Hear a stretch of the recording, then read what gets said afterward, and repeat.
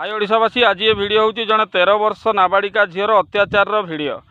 ये झील को यही बाप पुओ धर्मा और रंजन बेहरा एत अत्याचार देइचंती, टर्चर करचंती, शारीरिक मानसिक आघात देइचंती, जहाँ फल कि धर्मा बेहरा पुओ रंजन बेहरा वर्तमान सुधा 3 मास है से घर को आसुनी, कुआड़े लुचिची। ए झील को शारीरिक मानसिक अत्याचार करने पर न्याय मिल पारुनी, ए झील को सी न्याय दे पारुनी, ए पर्यंत से लुचिकी रही।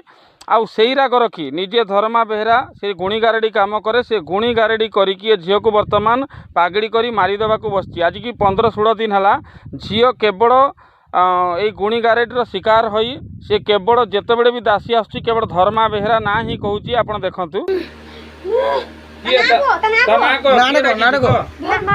धर्मा धर्मा कहीं डाकी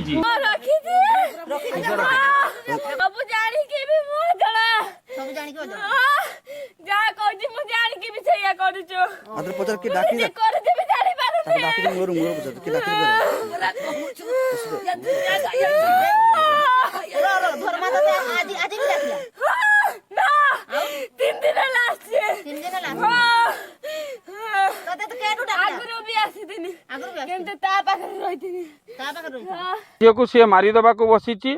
तंत्र मंत्र विद्यारे प्रमाण मिली कि घर पाखे किसी मशाणीर माटी किसी पाउंश यहीटा आउ ता छड़ा ए सबू जिनस जितेबले ग्रामवासी माने गाँ लोक सब जाना पाइले, गोटे बैठक करी एटा को आलोचना करी समाधान करने को जितेबले चाहिए, तो निजे धर्मा बेहरा एवं तार टोटाल परिवार वर्तमान कुआड़े लुचि जाइछन्ते। झीर दुख कहानी तार अत्याचार ए वीडियो लंबा होती मु विशेष किसी कहूनी। बाकी जदि कहीं भी जदि प्रकृत में आप नारी को सम्मान दौता भल पाता ताले वीडियोटा को बहुत मात्रा शेयर करूँ। जमी ए झील आज को 3 मास धरिकी जो सब टर्चर रे पड़ी रही, जो सब तार क्षति होती, जमी तार उचित न्याय मिलू एवं जो मैंने एते दंड देइचंती धर्मा बेहरा आउ ता परिवार एवं रंजन बेहरा जी कि आज की 3 मास है घर को आसुनी, कुआड़े गोटे लुचि जाइए। आ निजे जी धर्मा बेहरा जी कि तंत्र मंत्र करिके झील को मारिदेवा को बसीची। मोर या ही ए वीडियो बनइबार मेन उद्देश्य हूँ ए झील को न्याय मिलू। ए झील बहुत कष्ट पाइला, बहुत जंत्रणा सहिलानी। सत कथा हूँ ये छुआर ए झीर माँ नाही आउ तार बापा ही सबकिछि करुचंती। वर्तमान से बहुत गरीब घरर पिला, बहुत दुख जंत्रणा पाइलानी। तो ये झील को उचित न्याय मिलू से वीडियो को बहुत मात्रा रे शेयर करंतु।